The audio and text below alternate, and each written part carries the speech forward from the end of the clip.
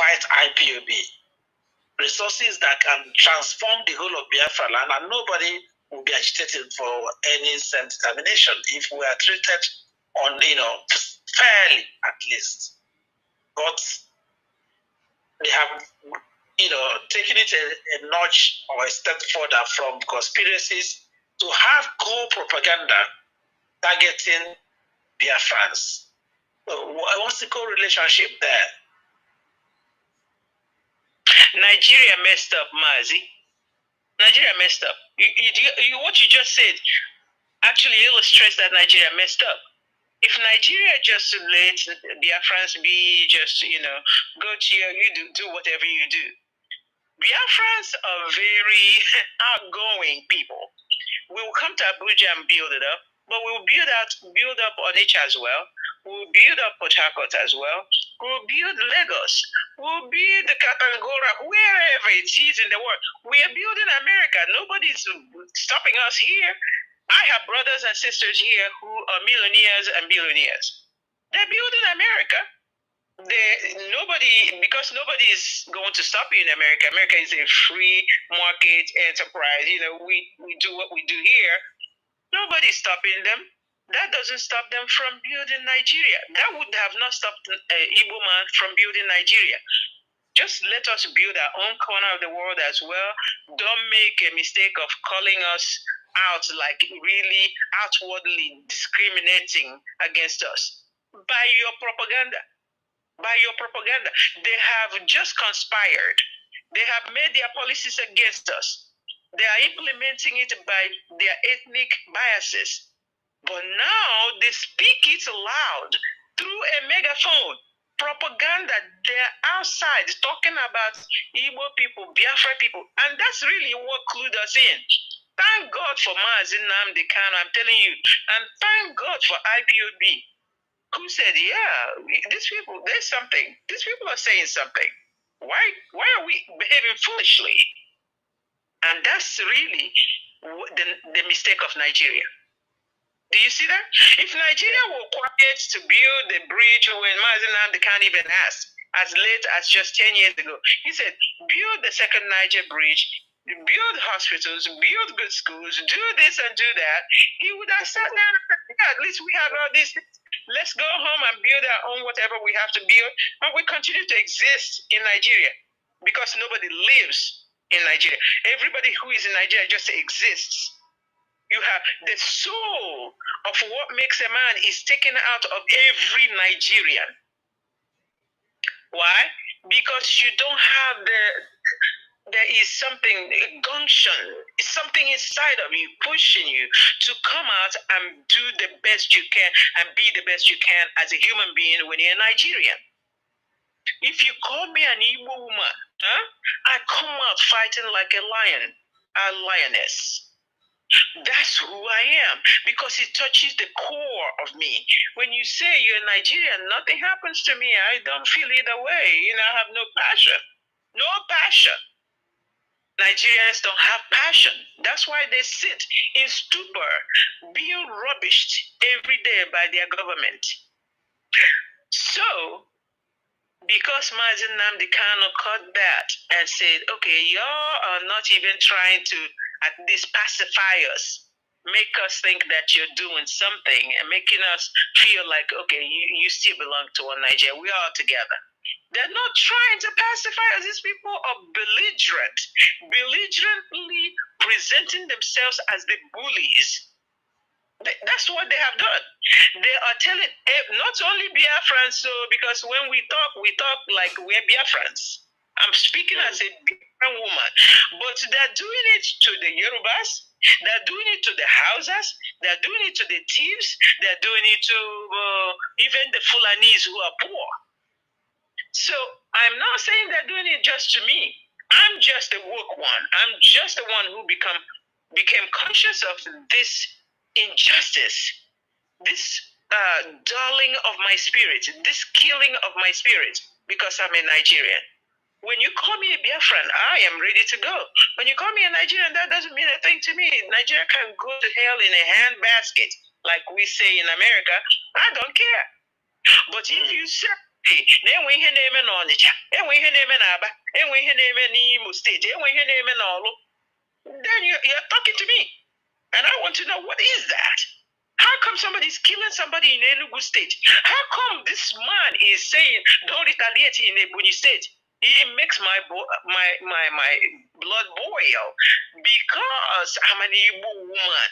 You have touched the core of me. You killed my brother. You killed my husband. You killed my sister's son. You killed my nephew. That's why.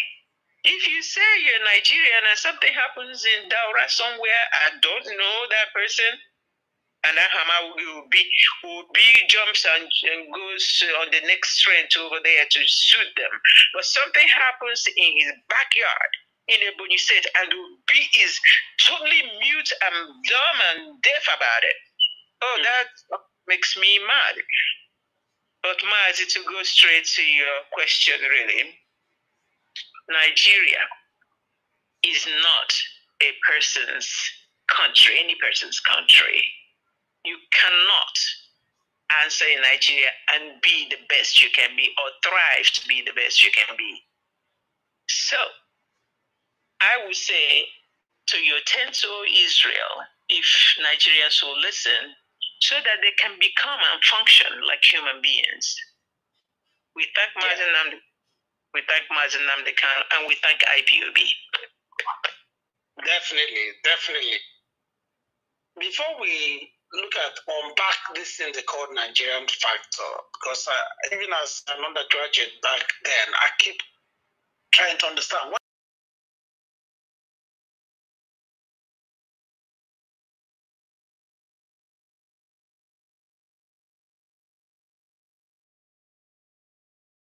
Beginning from, again, I refer to Jack Yakubu Gowon, because he is the demon that the British used to put us in this dire strait.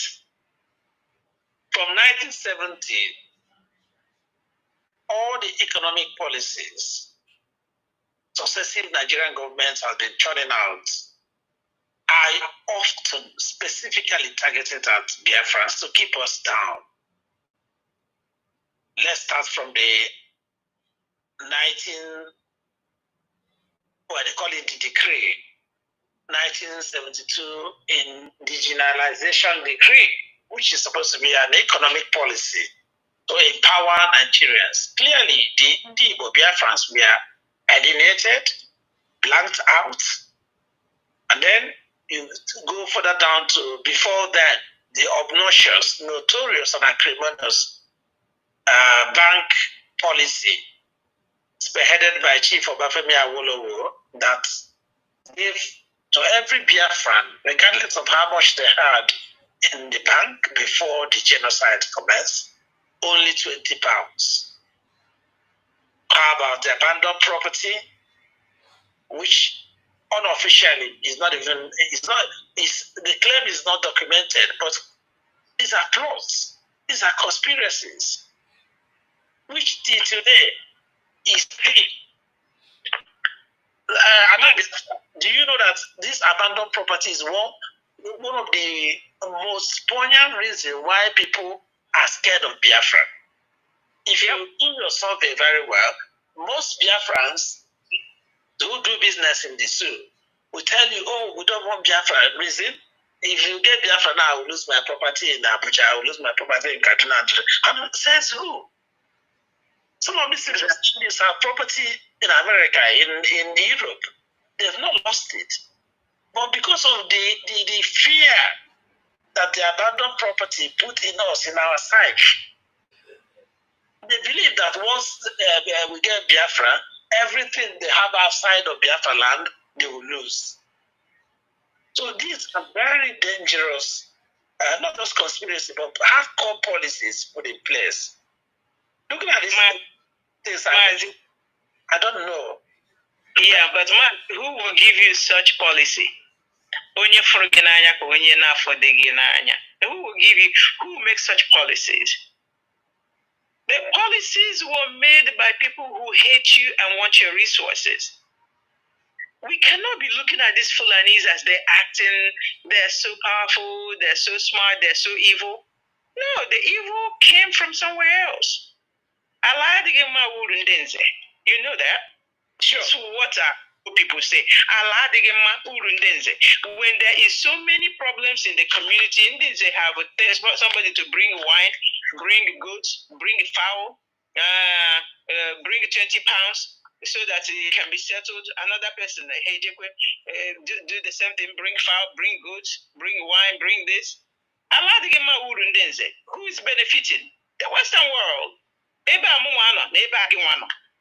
That's who is benefiting.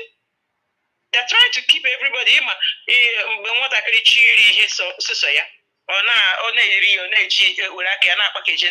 you know.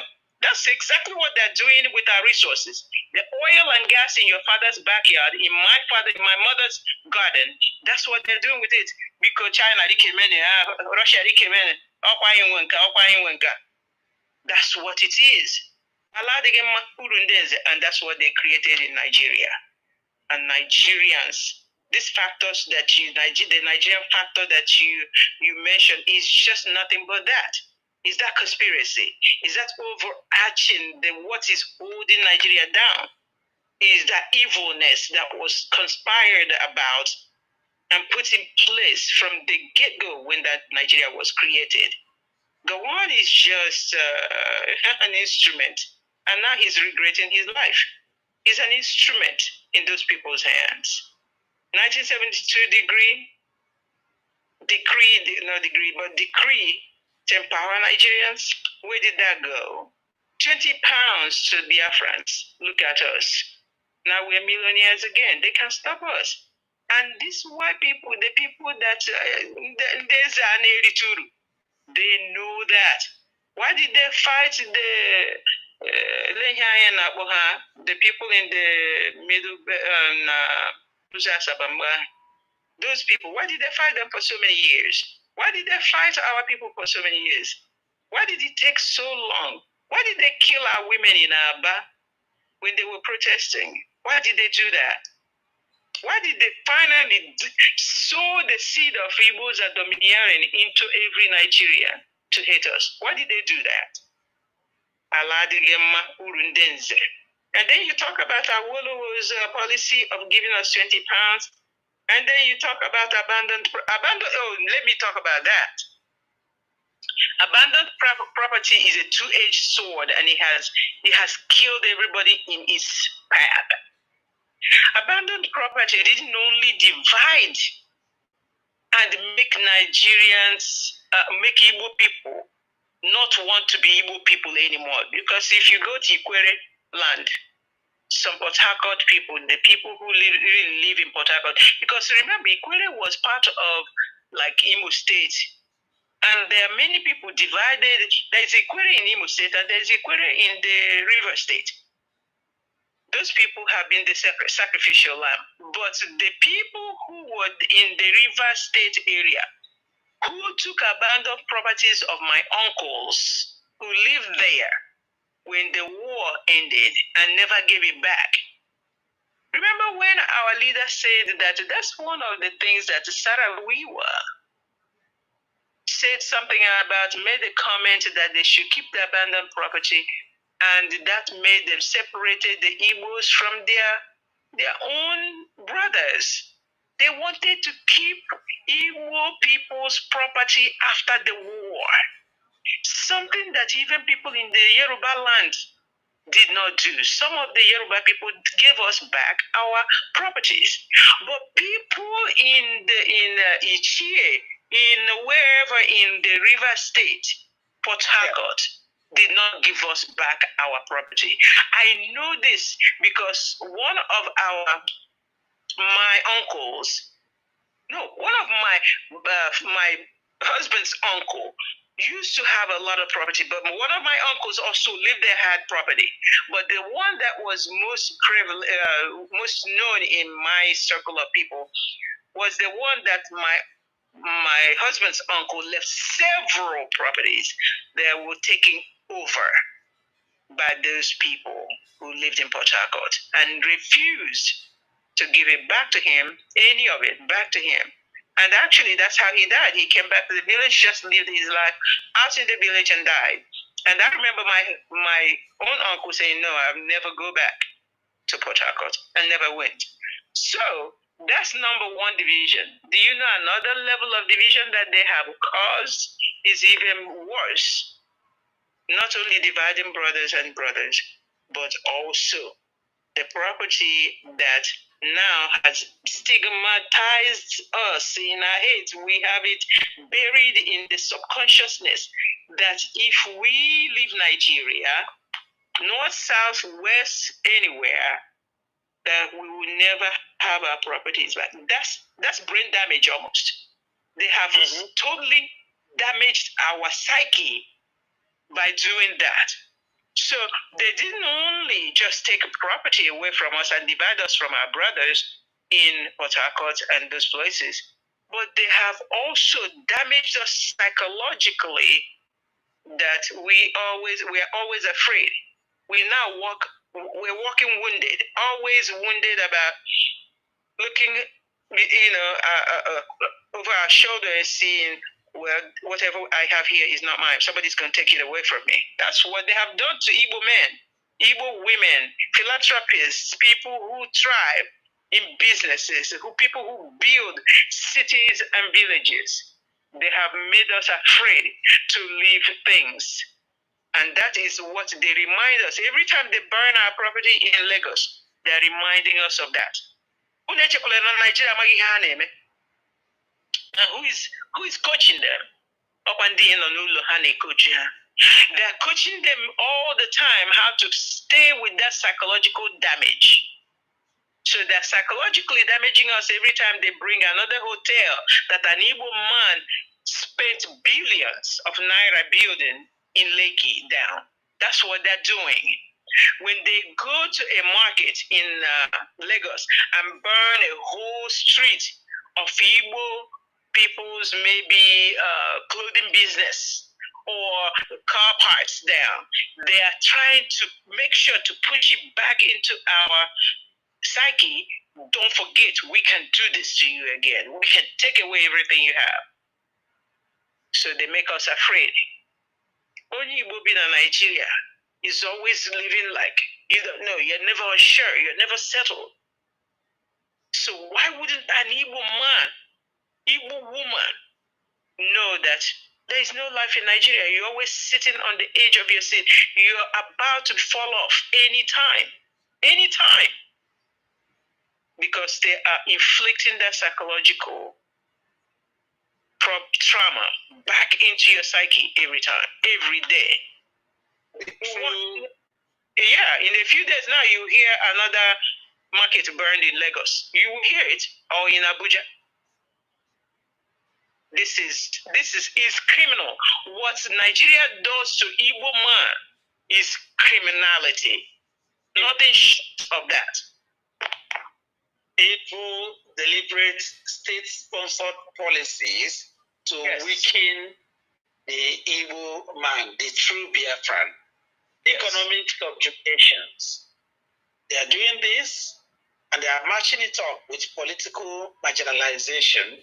It's all geared towards as you rightly pointed out, Dr. Tina, the whims and caprices of the colonial masters and their caretakers that are bent on jihadism, expansionism, which is their only target. All they are trying to do is achieve the mandate or the mission. Their forebears, Usman Danfodo, Ahmadu Bello, and the rest of them handed over to them, and they are never going back. Let's probably before I invite some of our listeners, if they could join us briefly, because we don't have much time tonight. But let's look at those economic policies you said our leader, Nnamdi Kanu, highlighted in the belief, or rather hope, indeed it's the hope that kills you, that Nigeria will reason and address some of them. For example, seaports, cargo airports, or airport generally, the policy of aviation in Nigeria, steeped heavily against Biafrans. Industries, citing industries, including even refineries, getting them to work, all the way down to micro industries like cement industry, for example, the monopoly that goes into it. Dangote business. Last week, Sunday here, we talked about oil and gas, particularly we talked a little bit about this Dangote refinery and the monopoly that state handed over to him unilaterally. Are these not all geared towards or targeting Biafrans? Chief Ibeto was driven out of business simply because he's a Biafran. Osharis, innocent, should be doing a lot better than what they are already doing. They are doing marvelously well, but they should be doing a lot better, being global conglomerates in where they have excelled. But they are hamstrung because they are Biafrans, they are Ndibo. And this is what Onyendu has been pointing out from the word go. This is what IPOB has been championing. That you will not allow us to develop, even at our own natural pace, without your support. Still, you will not lord it over us, crumble our initiative, kill our dreams and aspirations, and bring an inferior one to impose on us. Economic subjugation. Biafra, I don't know when we will get out of this excruciating economic pains that we suffer as Biafra. Mazi, nice. I know when we can get out of it. When you think deeply, when you really sit down and think deeply, you cry for our people. You cry. If you really sit down and really imagine, as a free human being in the United States of America, I can make money. The only thing that will stop me is my imagination and my strength to do it. Biafrans have imagination. Biafrans have strength. They work harder than anyone else I know in the world. So when you really think about our economic situation in Nigeria, you cry. Because to keep Biafrans unsure about their economic future is to keep us in Nigeria. I don't know whether you understand what I'm saying. If they don't keep us unsure about our economic future, they think we'll just split. Because if we can go home and build a company and the ship comes and docks in Iguacha or in One or even in Onitsha, and we do our business comfortably and carry on with everything we have to do in the East, build ourselves up, build good roads, 3-lane roads, 4-lane roads that can carry people, move people from Onitsha to Enugu easily in 30 minutes, move people from Onitsha to Owerri, from Owerri to Aba in less than 30 minutes, from Aba to Iguacha less than 20 minutes, from Iguacha to back to Owerri in less than 20 minutes. If they let us make our business home comfortable, be able to creatively work in our area and develop our area, they know that they will lose. That's the only way Obama can come into Nigeria and say to keep Nigeria one is a task that must be done. And how would they do it? To keep Biafrans unsure about their economic future. They know we are the future of the whole Nigeria economically. We are. Ogi boasts. I have brothers who are doing marvelous in just business. These people they are talented, they're gifted in what they do. They're smart in what they do. You can count how many people in your family who are very smart business people. We are the ones keeping Nigeria economically above board to any level that they are right now. So they know if they look this very creative Biafrans, the rest of Nigeria might not do as well. But that's not true. We will even come to their place because nothing binds us to Biafra land.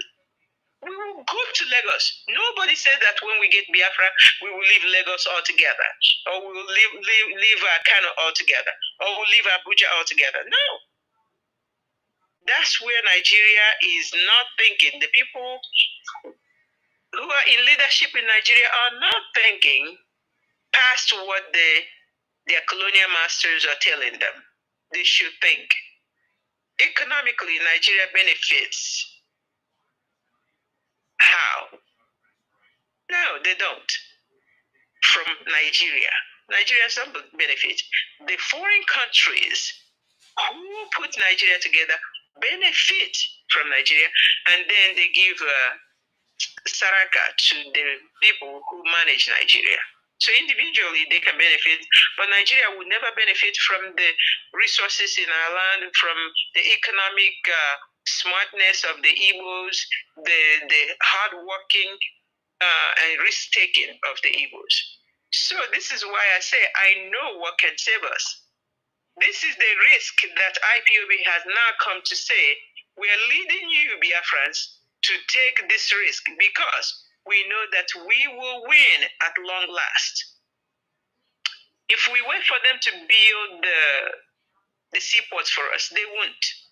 If we wait for them to build the roads for us, they won't. They will never do it. If we wait for them to build the airports for us, they will never let somebody take off from Iguacha, take off from Enugu, or take off from any part of Biafra land and land in the United States of America. They will never let it happen.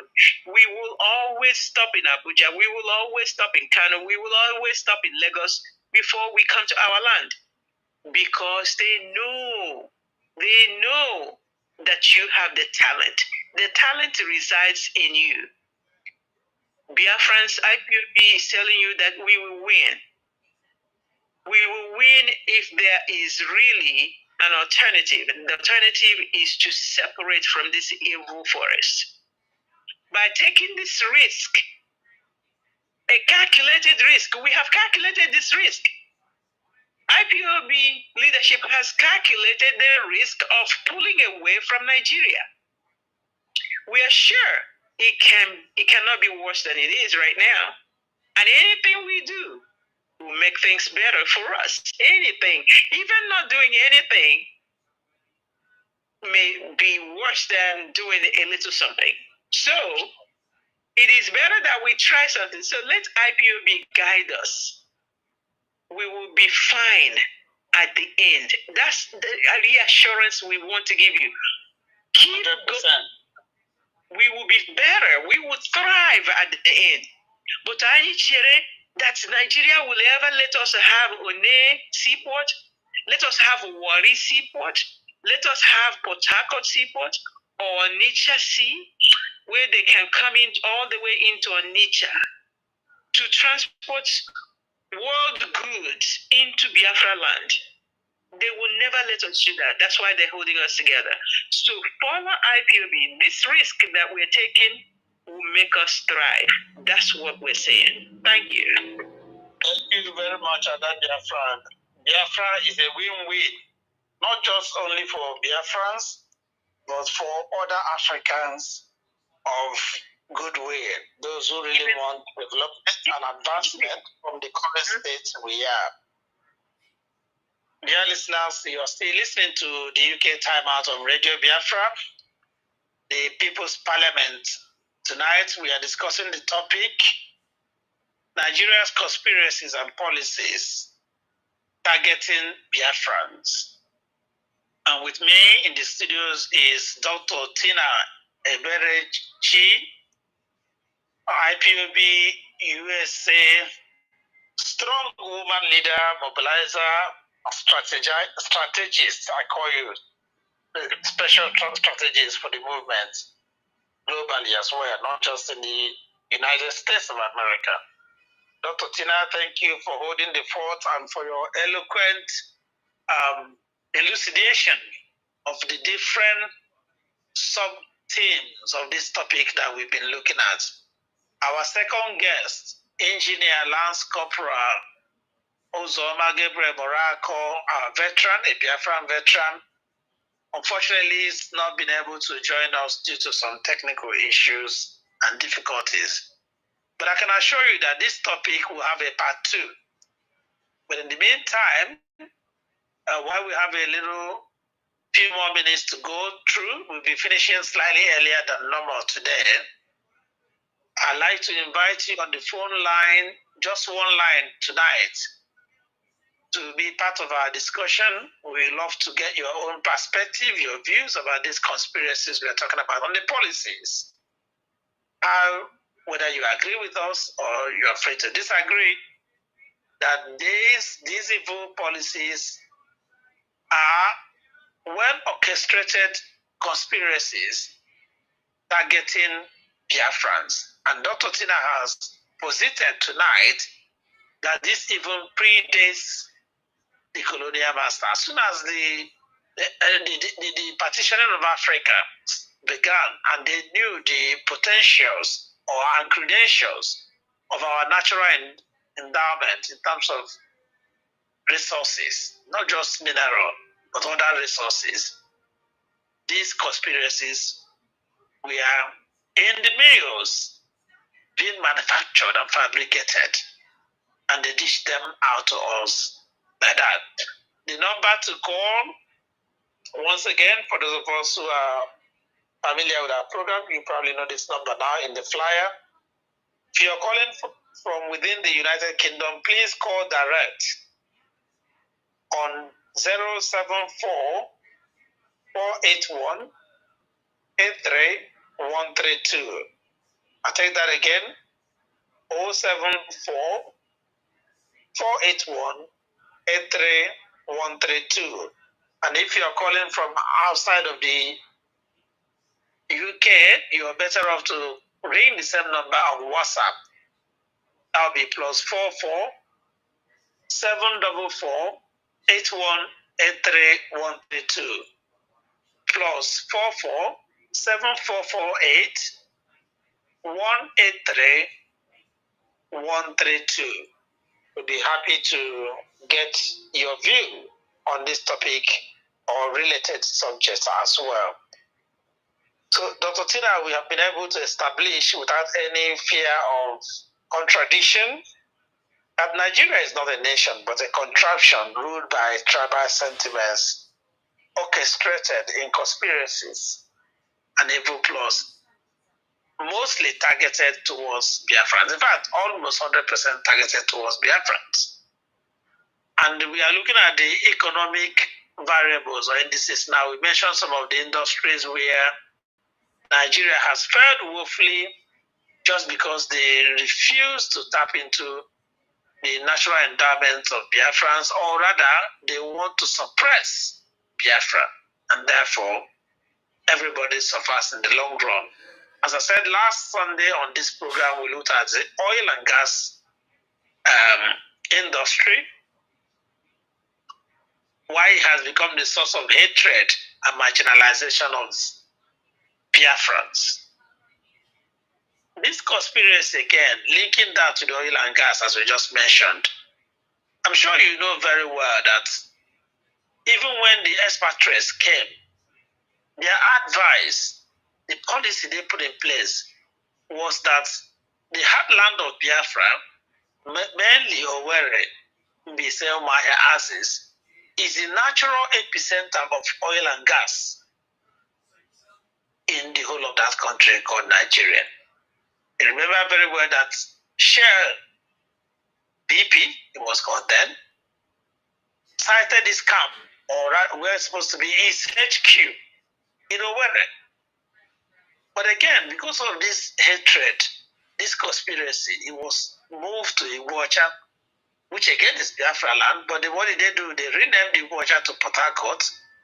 Again, part of the conspiracy where all the Mazi in what is now known as River State all acquired an hour in front of them overnight before people woke up. So let's look at this conspiracy in the oil and gas sector, for example, again, and how comatose the oil and gas industry is. Look at the 3 refineries all in Biafra land, non-functional. Again, is another conspiracy. The policy to keep the refineries down is a deliberate evil act and a conspiracy of the Nigerian state. I don't know whether you are, getting my drift, but it does my head in when I think about all this. Yeah, I do get exactly your drift. But then we give Nigeria too much, what's the word? We give them, we make it sound like they came up with these ideas. They don't come up with these ideas. These ideas were conceived somewhere else and transported to them. They're not the ones. They're not the ones who are coming up with these ideas. The British government comes up with most of these ideas. And so who now comes to Iguacha, that is now their headquarters, to take the oil? Do they refine it there? No. Who comes to take it? Anybody and everybody in the world. They come and load them in tankers. And they take them to everywhere in the world to refine. But Nigeria. But Biafra land. Actually, when I was home last year in 2024, somebody pointed out to me again a sign that said Shell BP or something headquarters in somewhere outside of Owerri, just outside. And I thought, yeah, that's where they started, but they couldn't accomplish the rest of the divide and conquer. But I would follow on the line, Chief. Oh, okay. Dr. Sinan, let's quickly take this caller, please. I hold your thought there. Go ahead and speak. Good evening, Mazi and Dr. Tina. I'm so sorry I haven't got a photo, but I couldn't hold myself. I just want to make a contribution towards what the discussion tonight.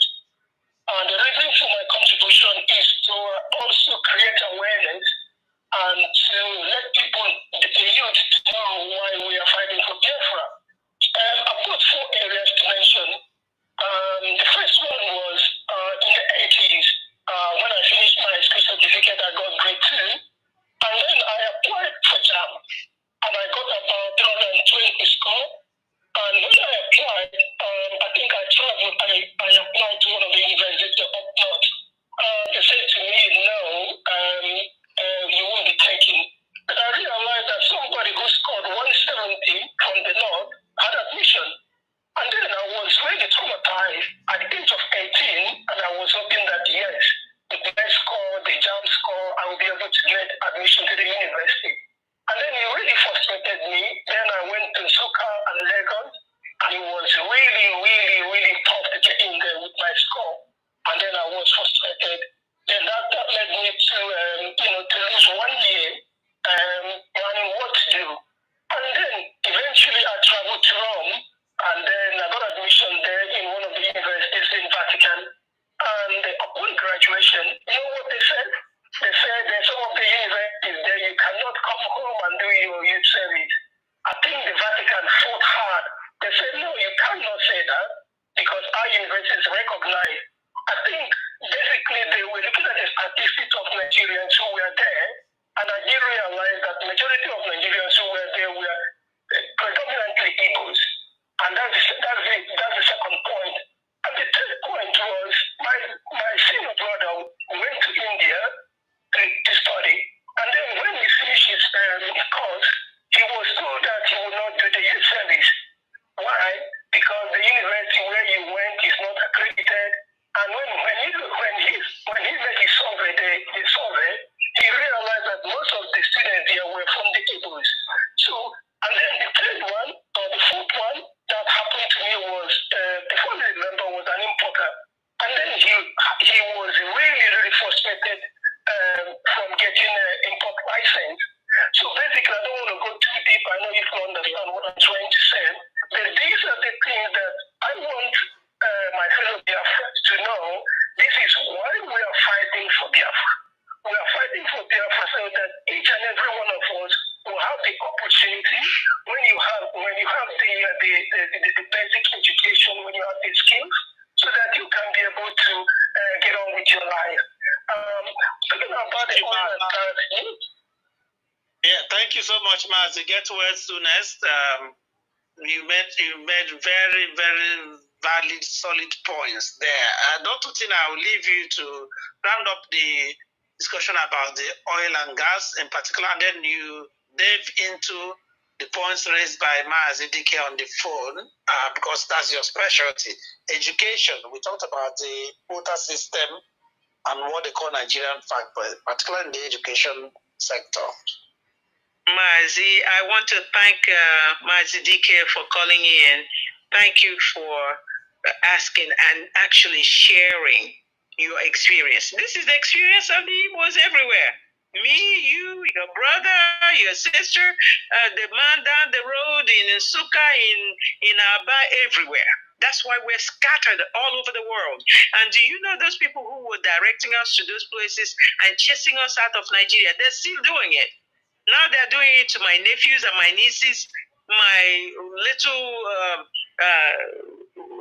people out there in my friends' children in Biafra land. They're still chasing us out.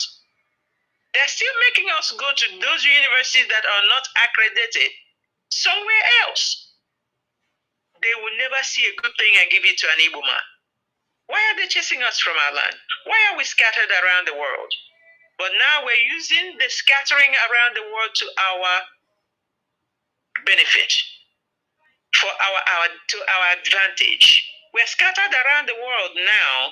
They can never keep us quiet. In Ojuku's time, they were able to keep us quiet because we were mostly all in Biafra land.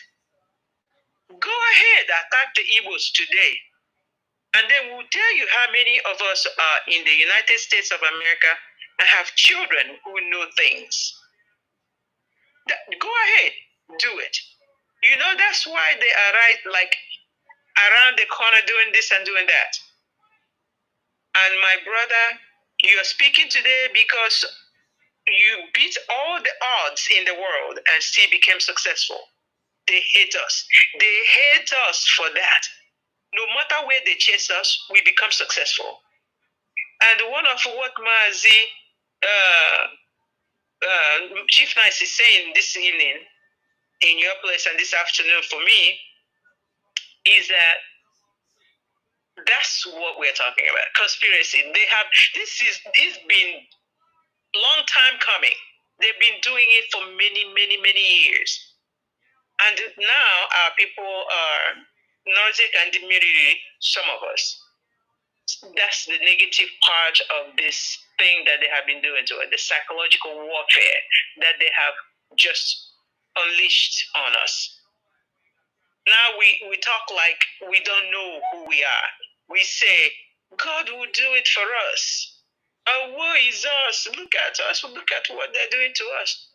No, great Biafrans, don't say that woe is you. Do not say, wait for God to come and do it. This is a time of knowledge. This is a time of knowledge. This is where it is best for us. If they let all of us do what they were doing in those days, and Mazi Nnamdi Kanu never spoke up and the IPOB never came, we will still be saying, woe is us. We will still be sitting here in a stupor. No, now we have knowledge. Now we are aware of their psychological warfare that have been devised by their slave masters.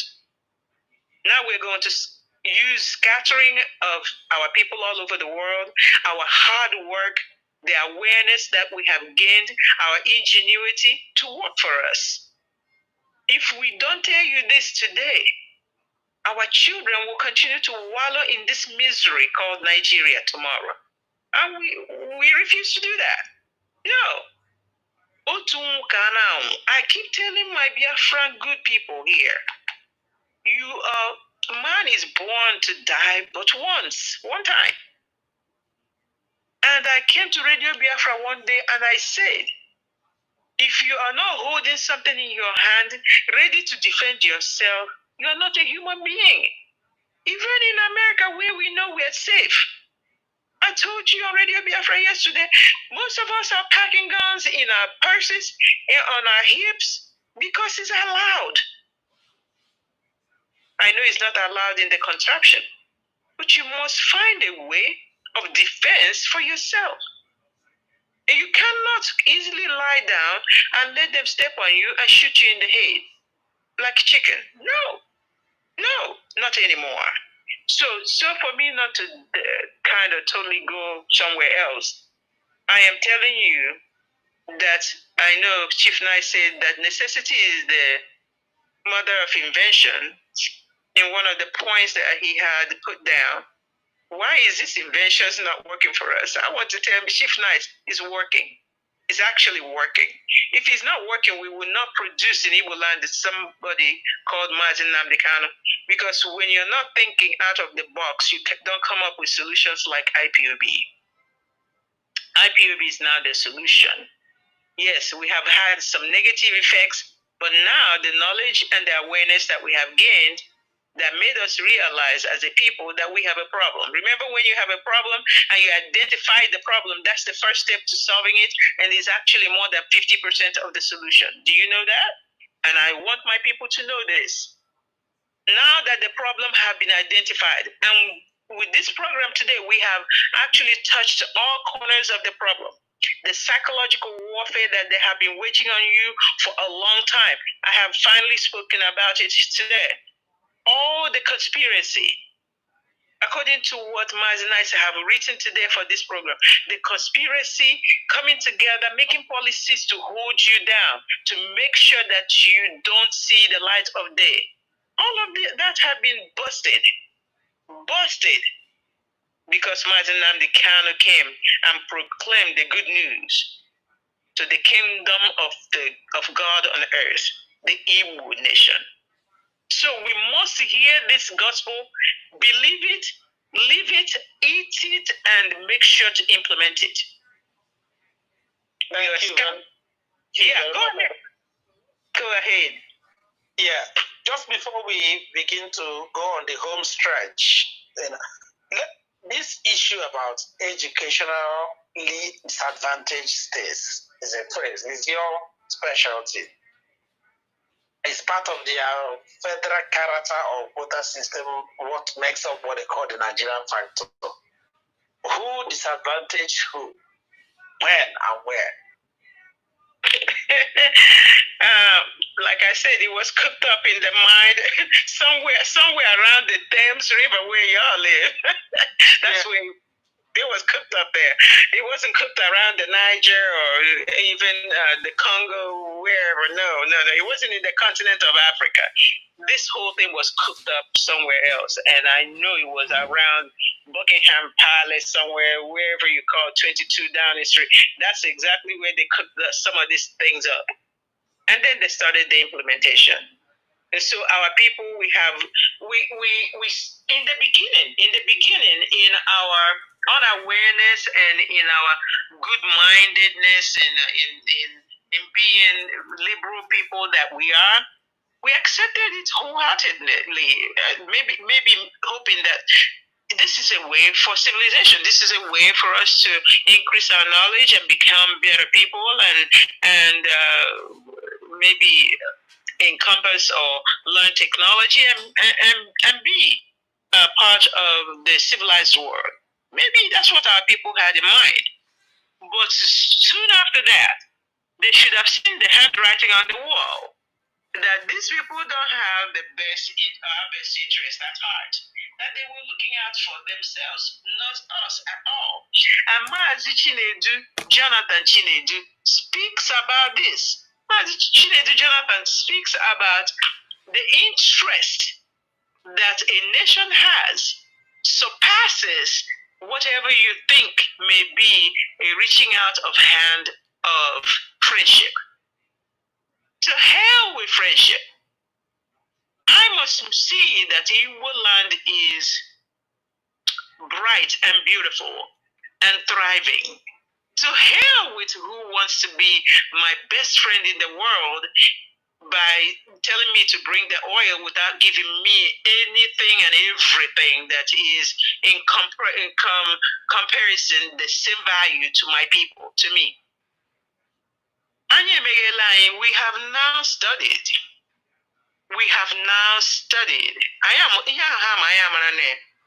I come to Radio Biafra to tell you that we're the most educated people in the world today. Anywhere, go to anywhere. Come to America and ask how many doctors are Igbo people. When they say, oh, they're Nigerian doctors, don't listen to them. They're not Nigerian doctors, they're Igbo doctors. How many Fulanis go to anywhere, to any college anywhere else in the world? Have you ever heard of that? I have never in all my travels met a professor that is a Fulani man. Never. If after you count all the Igbo people, the other ethnic group that you will even count on to see some representation from is the Yoruba nation. They have representation else here in the world. Majority of anybody called Nigeria, anywhere else in the world is an Igbo man, an Igbo woman, Ada Igbo. You will see all this Ada Igbo doing some marvelous stuff in this USA. I have never entered a space where I walk 10 steps without seeing Ada Igbo in power doing some marvelous things. And before we have a few conversations and I kind of know maybe from the way she acts or something, and I'll say something in Igbo just to say it so that I can see her reaction, 90% of the time I'm right. After I say, Nekedu, hey, or something like that, she'll turn and return and say to me, oh, just like that. So we know what they know, Igbo people. Biafran, great Biafrans, we know what they know. And today is our morning. Today is our morning. Hapucha, all these things, abracadabra, and in their goodness that they were born with. That's who we are. Accepted something from these people. With some kind of reciprocity that will benefit us. But the benefit has not come. Instead, the Fulanis hijacked the reciprocity or the benefit that we could get, and here we are. We're left holding the bag. And the Fulanis, I shouldn't say the Fulanis. Common man in Fulani is poorer than any Igbo man. So I must say the Fulani oligarchy have now stolen the gold inside of the bag that we're holding. That's what I must tell you. The bag we're holding is quite empty. They placed rocks in the bag. All the nations contained in that contraction. You're holding a bag with rocks inside. The Fulani oligarchy has taken the gold out. And they're using it to build Dubai. They're using it to build Saudi Arabia. They're using it to build Qatar. They're using it to build wherever. That is their homeland that the Muslims live and that they call home. But I have also observed them in those spaces. Have you ever gone to these Arab countries and observed how Nigerian Fulani men are treated? They're treated like 10th class. I must tell them that they're the most foolish of all of them. I don't know why they don't think that they're DCOG, that you're still a black man when you're dealing with the Arab. I don't know why they're not thinking that. They take all their money, the resources from Biafra land, and they send it to Dubai. They send it to Qatar. They send it to Saudi Arabia. They send it to Iraq. They send it to Iran. But when they go there, with all their money, they're still treated as second-class, third-class citizens. So a black man is still foolish and not thinking of his own people. Instead, he's thinking of religion, sentiments, stupid sentiments. He's thinking of religion. He's thinking about Allah told me and Jesus told me. That is foolishness of a black man. Because you would never be an Arab and you would never be a white man. build Africa. Thank you very much. Thank you very much, Dr. Tina, for your wonderful contribution tonight. Thank you again for your time. Dear listeners, you can have the list of conspiracies. The thing called Nigeria Factor system is key to the conspiracies. Educationally disadvantaged states or any other education policy in the zoo that is used to target Biafrans. Like Azidike who called in said, where you score well above average still, you suffer frustration, you suffer humiliation just because you're a Biafran. And somebody who did not score up to 12% is being propped up to ascend a particular position, whether it be it admission or even employment or promotion, ahead of the more competent, the more qualified, the more intelligent person, is all part of these policies that are conspiracies targeting Biafrans.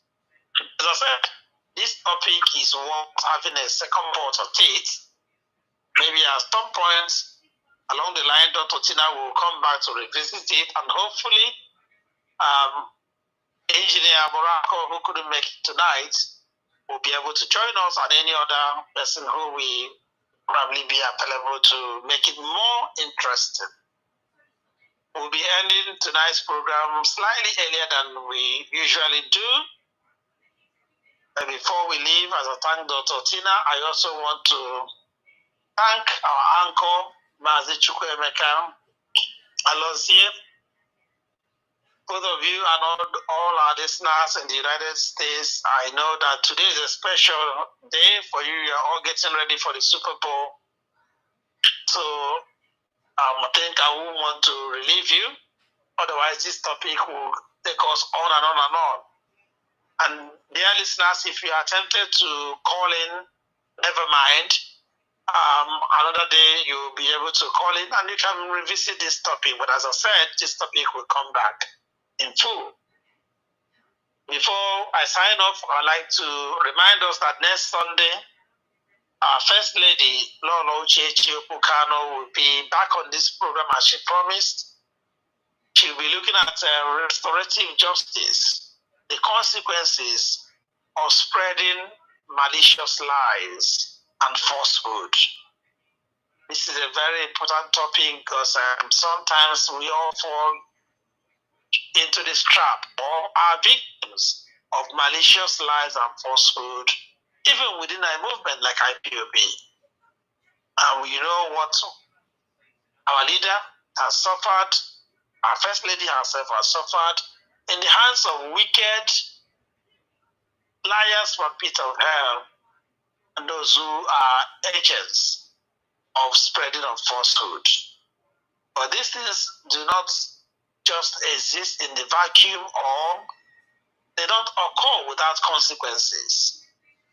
It's important that we know the consequences because you can't escape them when they come. So next Sunday is the date. Do join us then on behalf of the IPOB UK Media and IT team that helped me to put this together. Mazi, Chibikem, CJ, Nebokike, Mazi Sam, and others who have worked very hard, Mazi DK, Mazi Nonso, and Wada, Lolo Cindy, to make this Sunday's production a huge success. I say a very big thank you to all of you, and also to the family of my good brother and friend whom I spoke about on this program last Sunday that was fighting for his life after severe stroke. And so sadly and shockingly, he didn't make it.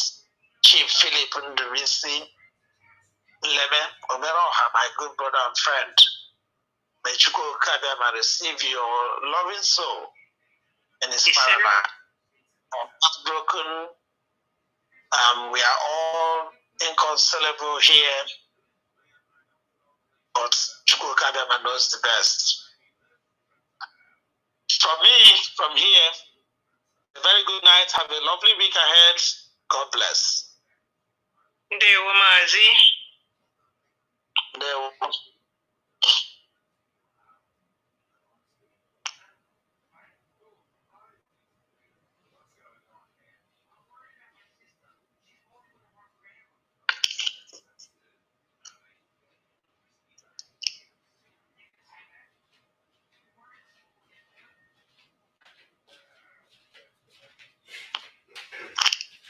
Well, thank you very much.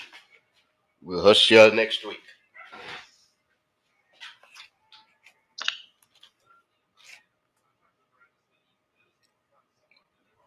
Mazi,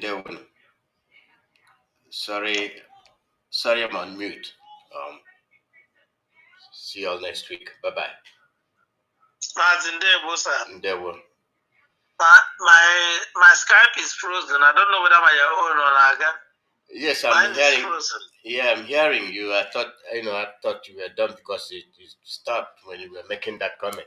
Okay. Then I was on mute. Yeah, it's back on now. Yeah. Are you back? And then, thank you, sir. Yeah. Enjoy your Super Bowl.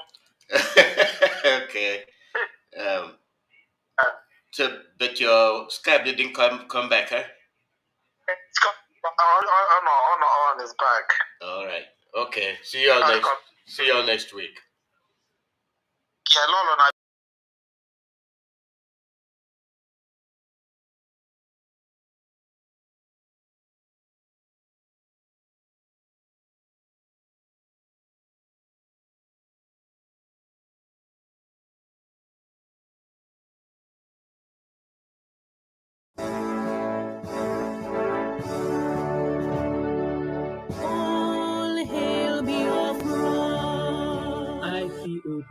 One family. IPOB. Forward ever. Brethren, it is that time. All members of IPOB family in Italy are requested to gather in Ferrara for the IPOB Italy first get-together. Venue, Via Mario, Palladri, 21 Ferrara, 44121 Italy. Date, March 29th, 2025. Time, 12 noon prompt. Chief host, Mazi Uda, Keke Ugo, IPOB Italian National Coordinator. Special guest, Mazi Anthony Nzirumike, IPOB Deputy Head of Directorate. Mazi Isaiah Uba, IPOB Deputy European Rep, and other dignitaries. Father of the Day, Mazi Austin Abayim, IPOB European Representative. Mother of the Day, the one and only Lolo Uchechi Kanu, wife to the leader of IPOB. Make sure you be present there on time. Come with every of your questions and get this invitation to all IPOB families in Europe. The venue again, Via Mario, Palladri, 21 Ferrara, 44121 Italy.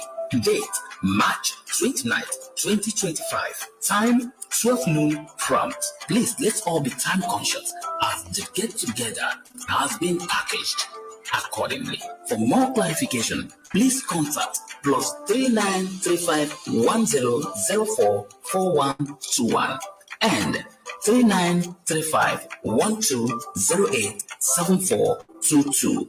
It's going to be an all-family affair as it was in the beginning. How sweet it is for families to dwell together in one accord. Don't miss it.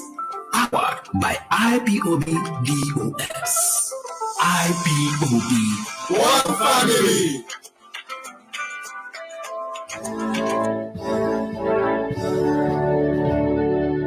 All hail Biafra. IPOB. One family. IPOB.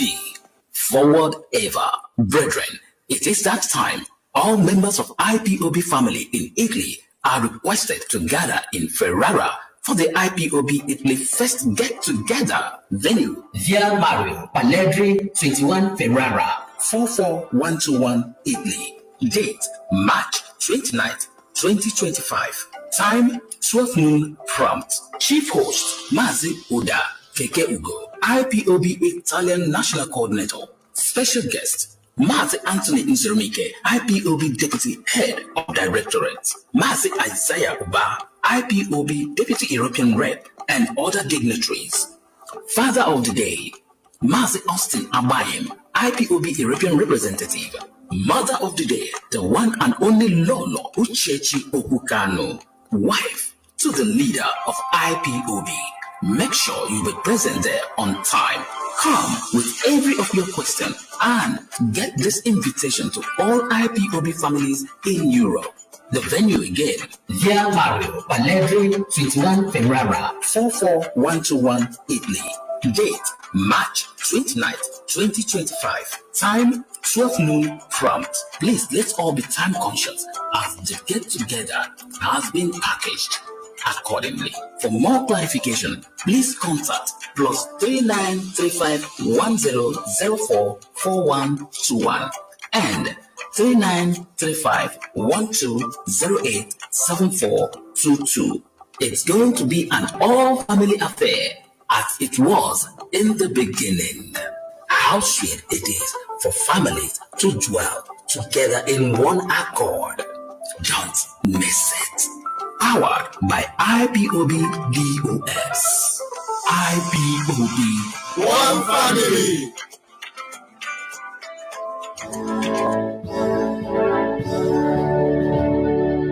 All hail Biafra. IPOB, one family. IPOB, forward ever. Brethren, it is that time. All members of IPOB family in Italy are requested to gather in Ferrara for the IPOB Italy first get-together venue. Via Mario, Paledri, 21 Ferrara, 44121 Italy. Date, March 29th, 2025. Time, 12 noon prompt. Chief host, Mazi Uda Keke Ugo, IPOB Italian National Coordinator. Special guest, Mazi Anthony Nzerumike, IPOB Deputy Head of Directorate. Mazi Isaiah Uba, IPOB Deputy European Rep, and other dignitaries. Father of the Day, Mazi Austin Abayem, IPOB European Representative. Mother of the Day, the one and only Lolo Uchechi Okukano, wife to the leader of IPOB. Make sure you be present there on time. Come with every of your questions and get this invitation to all IPOB families in Europe. The venue again, Via Mario, Paledri, 21 Ferrara, 44121 Italy. Date, March 29th, 2025. Time, 12 noon prompt. Please, let's all be time conscious as the get-together has been packaged accordingly. For more clarification, please contact +3935 1004 4121 and 3935 1208 7422. It's going to be an all-family affair as it was in the beginning. How sweet it is for families to dwell together in one accord. Don't miss it. Powered by IPOB DOS. IPOB, one family.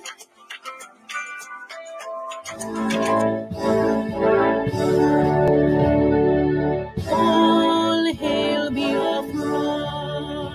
IPOB, one family. IPOB, forward ever. Brethren, it is that time. All members of IPOB family in Italy are requested to gather in Ferrara for the IPOB Italy first get-together venue. Via Mario, Paledri, 21 Ferrara, 44121 Italy. Date, March 29th, 2025. Time, 12 noon prompt. Chief host, Mazi Uda Keke Ugo, IPOB Italian National Coordinator. Special guest, Mazi Anthony Nzerumike, IPOB Deputy Head of Directorate. Mazi Isaiah Uba, IPOB Deputy European Rep, and other dignitaries. Father of the Day, Mazi Austin Abayem, IPOB European Representative. Mother of the Day, the one and only Lolo Uchechi Okukano, wife to the leader of IPOB. Make sure you be present there on time. Come with every of your questions and get this invitation to all IPOB families in Europe. The venue again, Via Mario, Palermo, 21 Ferrara, 44121 Italy. Date, March 29th, 2025. Time, 12 noon prompt. Please, let's all be time conscious as the get-together has been packaged accordingly. For more clarification, please contact +3935 1004 4121 and 3935 1208 7422. It's going to be an all-family affair as it was in the beginning. How sweet it is for families to dwell together in one accord. Don't miss it. Powered by IPOB DOS. IPOB, one family. Hi, everybody, and welcome to another edition of the KTH 910 a.m. interview of the week here on the Guadalupe Radio Network in North Texas. I'm Dave Palmer, and Cecil is running our board. Thank you for being a part of our audience and listening. I enjoy the topics that we talk about in this program. This particular program is being recorded on Wednesday, June 19th, which is significant because it's Juneteenth, and that is called National Independence Day. It is the ending of slavery in the U.S. That is what it commemorates. And we didn't plan it this way, but we are talking about a topic that is very related, not so much related to the United States, but to the country of Nigeria and to the Republic of Biafra. And if you are a regular listener of this program, you know that we've done several interviews about the situation in Biafra because we have friends here locally who are from Biafra, from Nigeria, and they really want to bring to our consciousness and our awareness what's going on there, because often we Americans are very focused on what's going on right here, and we don't really know what's going on in other parts of the world. And unfortunately, it's not reported a whole lot in the news either. So I welcome in studio three guests, principally our wonderful friend and often volunteer. In fact, she was here for our recent summer share-a-thon just last week, Augustina Madu Odedika. And also I have with me Charles Owuzie and also Chioma Marcel. And I hope I pronounced all those right. And so welcome to each of you. Thank you so much for being here. I know this is a very important topic, something that you all feel very passionate about, and I hope we can convey that to our listeners so that they can pray and support the effort as well. So let me start with you, Charles. And for those listening and maybe just learning about this for the first time, let's provide a bit of a history lesson starting mid-40s, 1940s, with the country of Nigeria, the region of Biafra. Can you give us a little bit of history from then to now, if you could, in a few minutes? Yes. Thank you, Dave, and thank you, listeners, and thank you, Guadalupe Radio, for always being there for us. And today's appearance here is an act of providence. America is observing emancipation. And somewhere in West Africa, in Nigeria, to be precise, people are not free. A lot of oppression. Quickly to your question, sir. Biafra is located in Nigeria, within Nigerian territory, and Nigeria herself had her independence from Britain in 1960. But a little after the 1960, barely 6 years after the independence, there was crisis, which led to pogrom, which first of all started with a military coup, led to massacre of the southern Christian people.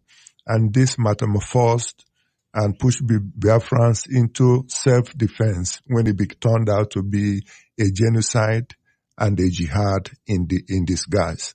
So, but before 1960, what we have in Nigeria at the time were skirmishes here and there, especially in the north, that were targeted against the southerners, against the predominantly Christian Biafrans.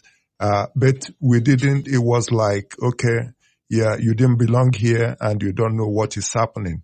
But when Nigeria became an independent nation, it dawned on everybody that, hey, this is what it is. It is a jihad. It is a genocide. We went through 30-month civil war, and that from 1967 that ended in 1970.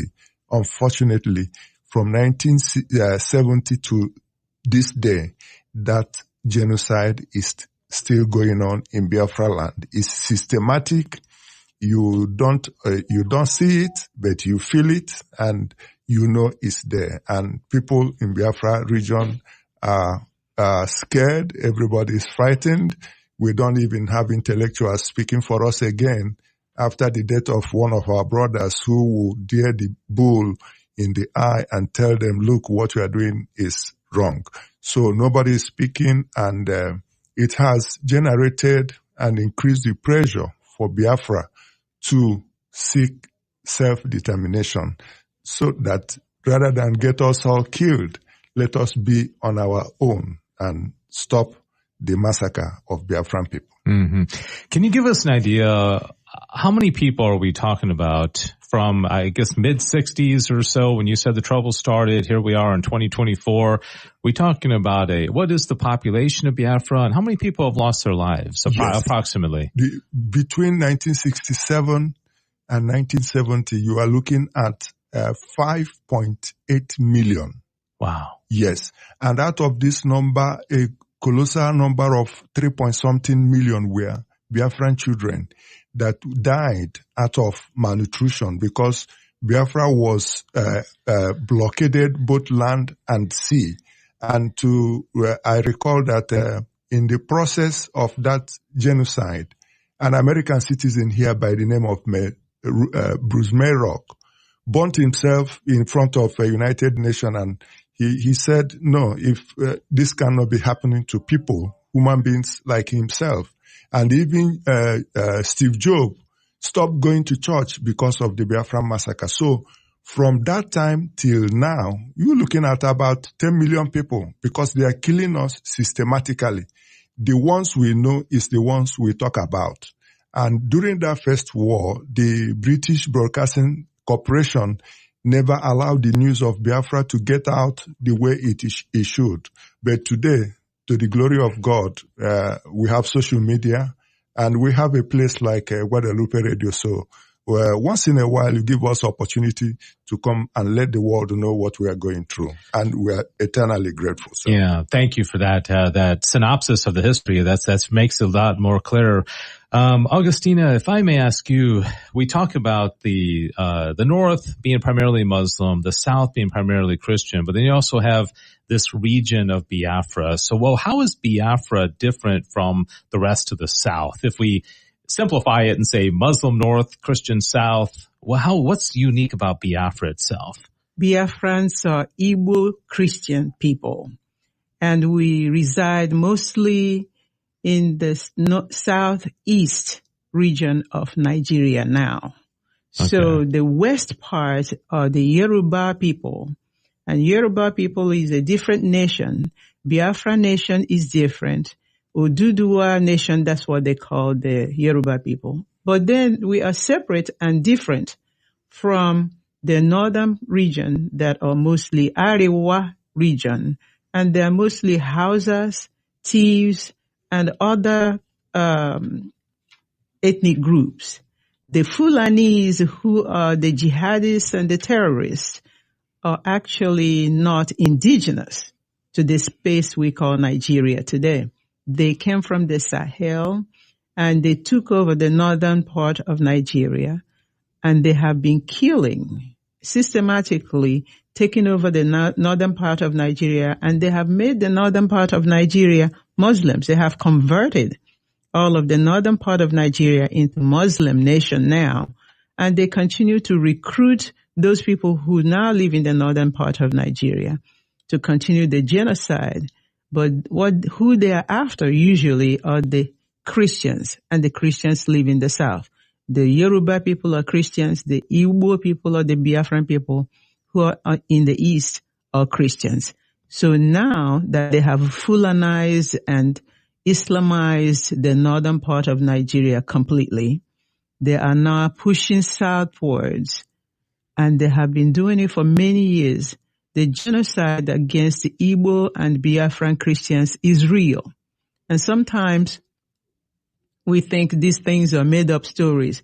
It is quite real, because I'm coming back from Biafra Nation.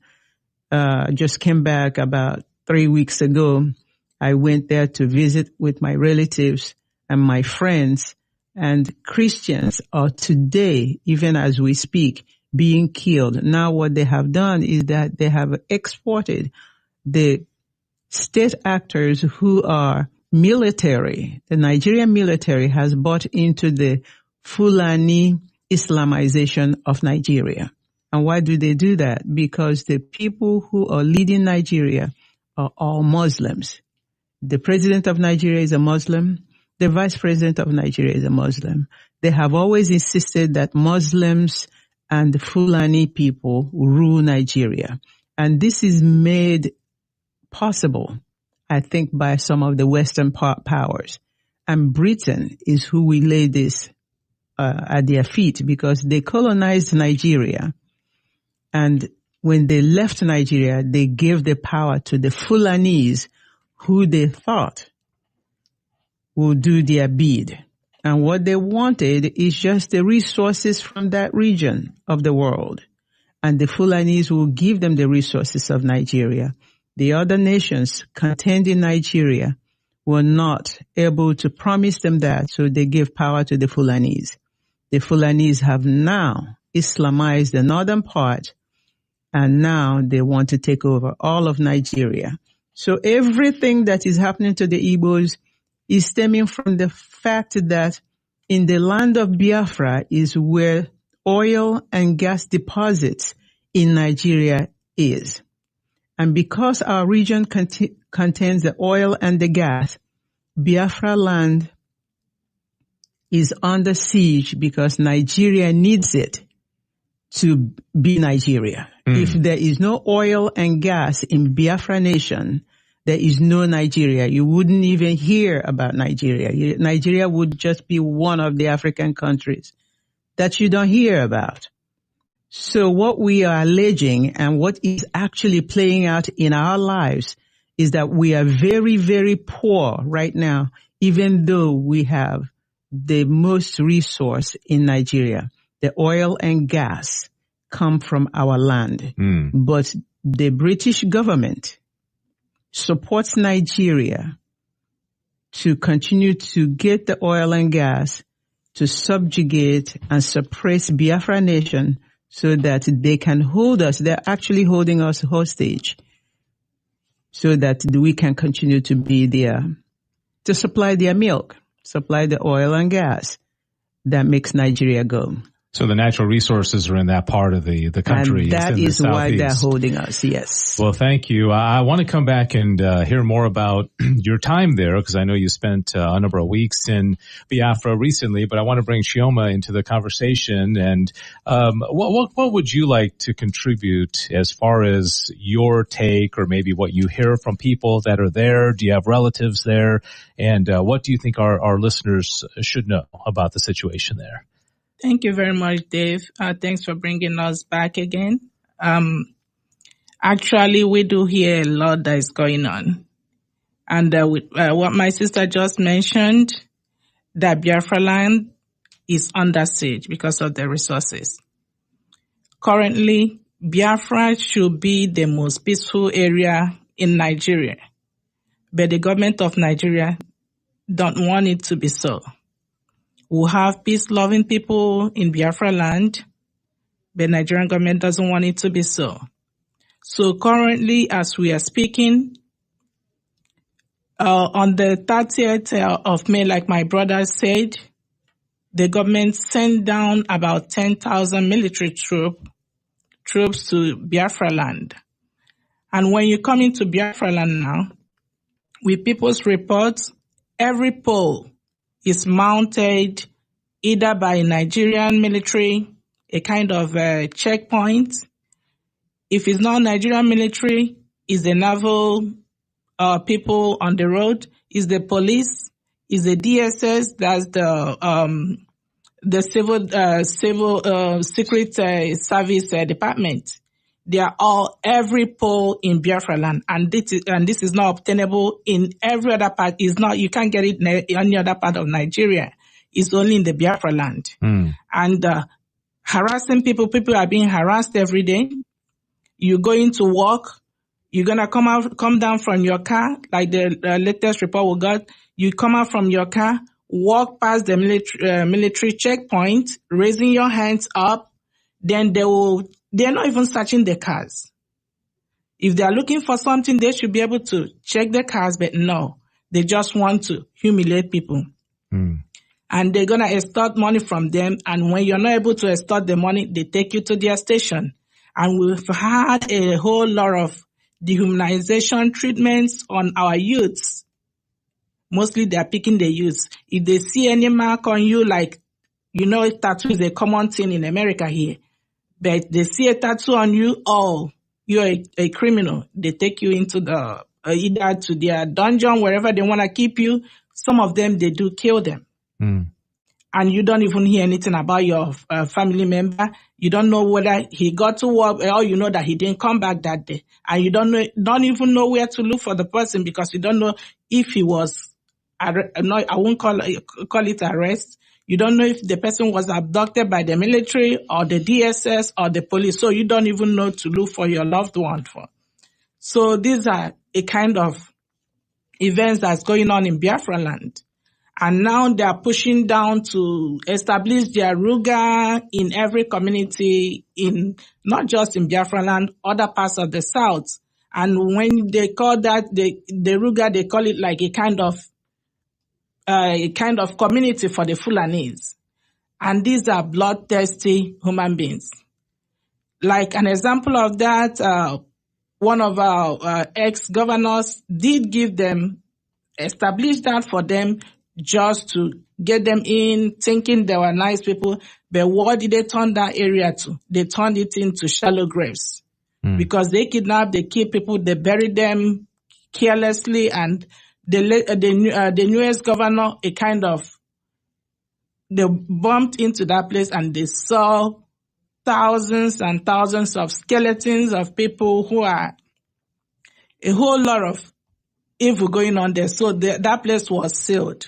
It's sealed for now until they find out what happened. How did these people get killed? What happened? How did they get to those areas? So these are the atrocities that is going on with the whole police and the military checkpoints. They say, oh, they are coming for security, but it's not for security.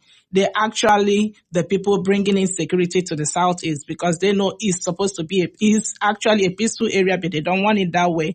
They want us to be maybe having all these disturbances, distractions. Why, like my sister said, British government is extorting the oil in our backyards. Because the Biafrans are like, we don't want to continue with this. We are tired of being dehumanized. We are tired of being killed. We are tired of being extorted, money being taken off from us every time. The government, there is no government, there's nothing to show government presence in Biafra land. No road is built, no hospital, no good hospital, no amenities anywhere. But you coming in, send your military, they're extorting money from our people.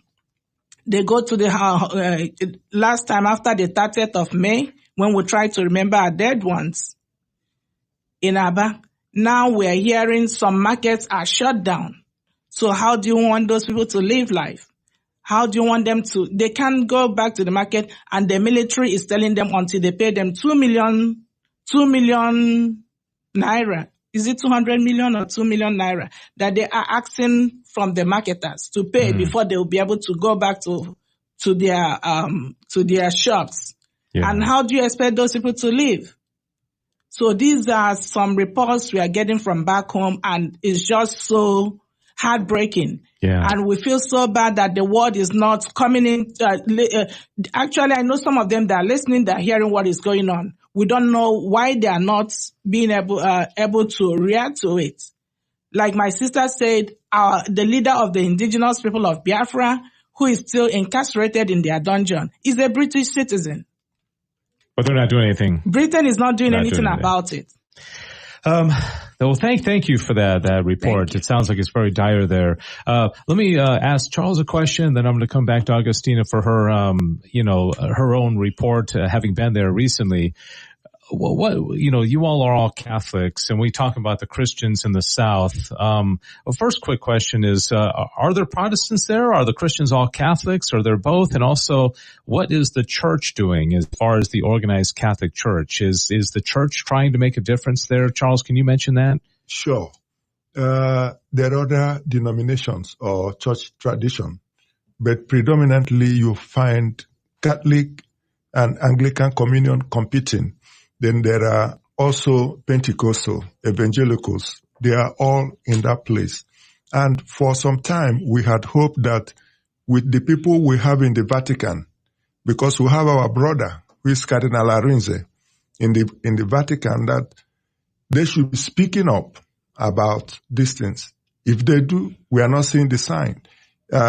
We are kind of left. And the other church traditions, they talk, but they are not effective. Some of the big churches are in the West, and today in Nigeria, somebody from the West is the president. So rather than speak truth to power, they pamper him even when Nigerians are eating from the dustbin, even when people are being killed, nobody pays attention to them.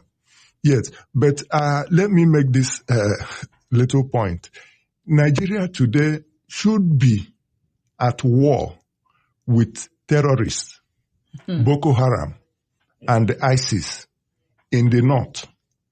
Last week, they came into a village and beheaded over 500 people.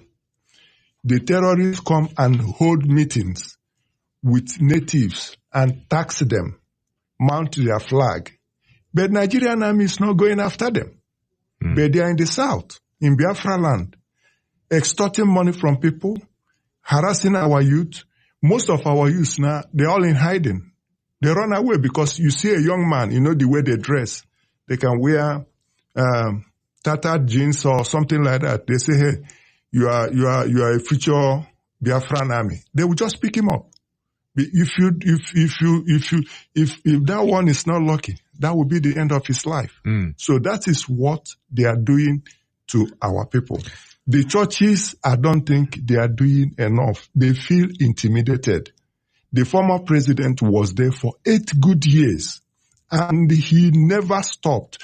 As I'm talking to listeners, Nigeria has not prosecuted one Fulani terrorist. Not one. One of them who was arrested and detained for only 3 months. The government set him free and discharged and acquitted him. He's now working and dining with them. Yeah. So this is the situation. Sounds like there's nowhere to turn because the government's not helping, the church is not intervening. Yes, this is the church is afraid. Yeah. This is the burden we are bearing today in that location of the world. Yeah, thank you, Charles. We just have a few minutes remaining, and I want to close out with you, Augustina, with your I call it boots on the ground. You're there. You recently were there for a number of weeks. What did you see? Can you tell us what the situation is right now firsthand? One of the things that we must announce to the world is that Nigeria is not interested in fighting terrorism. That should be clear in everybody's mind. The government. In fact, they can tell the rest of the world, we want Boko Haram to stop. We want ISWAP to stop. We want ISIS to stop. No, the Nigerian government is not interested in any way because just like Charles said, they are not fighting Boko Haram in the north. They are not going where they are killing people. They are not going where they are sacking villages in the north. They send them to the south. So we know that this is a systematic genocidal agenda that Nigeria has against our people. They want to exterminate Biafran Christians. They're also killing the Oduduwa Christians, but they want to especially kill the Biafran Christians because we're sitting on their gold, oil, and gas. And it shows in the ways that they deal with us. Sister Chioma mentioned the military checkpoints on it's not even a mile, every half a mile that you travel. And I witnessed this because I traveled by road. When I got to Iguacha, which they call Port Harcourt, after we disembarked from the plane, I traveled by road from Iguacha to Owerri, which should take about maybe 45 minutes. It took us over 2 hours because they stopped us at every checkpoint to ask the driver, where is your particulars? Do you have your driver license? But where is the papers for the car that you're driving? You must show us evidence that it is your car. They harass every traveler. Can you imagine this? Every car on the road, every truck on the road will be stopped to be harassed in this manner all the way to wherever you're going, all over Biafra land. Like my sister mentioned, it is not so in the north. It is not so in the west. They only come to our place to do this because there is a systematic subjugation going on. So what are we asking? Yeah, great, wonderful what can our listeners do? That's exactly where I am going. We want you to help us to appeal to the United States government to change their policy, their basic policy towards Nigeria. Nigeria is killing Christians. And we remember there was a time when they had in the books that they put Nigeria on the list of where Christians are being harassed. Since Blinken came into his office, he took Nigeria's name out of that list. We want Nigeria's name placed back on one of the countries where Christians are being oppressed. And we want Christians in this country to please help us do that. But not only that, pray for the people of Biafra because our villages are sacked daily. Our youths are being killed daily. They take us to prison without any question. Any one of those motorists can be taken to a jail. And is there a website or something that people can visit? There is a website. You can go to www.ipob.org.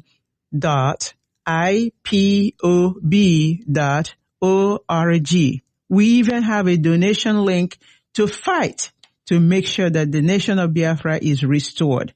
And of course, pray for us always. And we can conclude with a prayer. Oh, yes. Thank you very much. Let's say together, great Christians out there, Christian people, like we say in the Catholic Church, save us, Savior of the world. For by your cross and resurrection, you have set us free. And that's all Biafra Nation is asking for. Freedom from this contraption called Nigeria. Thank you. Yeah, thank you very much. That website again, ipob.org, IP as in people, OB as in Biafra.org. And thank you very much to all three of you for being here. Thanks, Cecil, for running the board. And like they said, please pray that the situation which has been described today is so dire can finally come to an end, and how appropriate that we're doing this on the day when we celebrate the end of slavery here in this country, in the United States, on Juneteenth. So thank you. Very appropriate that we do this today. This has been the KTH 910 AM Interview of the Week here on the Guadalupe Radio Network. God bless you. Thanks for listening. Thank you. Welcome to IPOB Rapture Media.